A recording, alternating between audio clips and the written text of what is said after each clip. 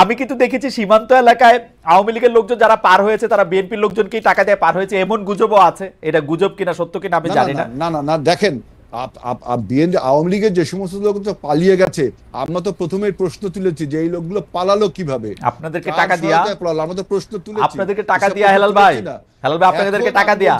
আপনি খুলনা অঞ্চলে এত জনপ্রিয় নেতা, আপনি জিজ্ঞেস করে দেখেন সাতক্ষীরা যশোরে কি হয়েছে।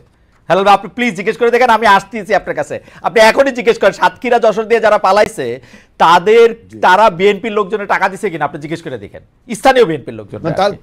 তাহলে সরকার সেটা ইনিশিয়েটিভ নিচ্ছে না। আর সরকার তো অত বড় না বিএনপির মতো, বিএনপি তো সরকারের চেয়ে বড়।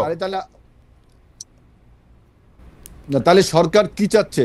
সরকার তাহলে আমাদের মধ্যে একটা অনৈক্য তৈরি করে, আমাদের মধ্যে একটা মিসআন্ডারস্ট্যান্ডিং ক্রিয়েট করে, সরকার কি তাহলে এই ডক্টর ইউনূস সরকার যেভাবে এক্সপোজার দিচ্ছে তার নিজের ব্যাপারে, যেভাবে নিজের অপরিহার্যতা তুলে ধরছে, তাহলে কি আমাদের মধ্যে একটা মিসআন্ডারস্ট্যান্ডিং করে তিনি দীর্ঘদিন ক্ষমতায় থাকতে চান?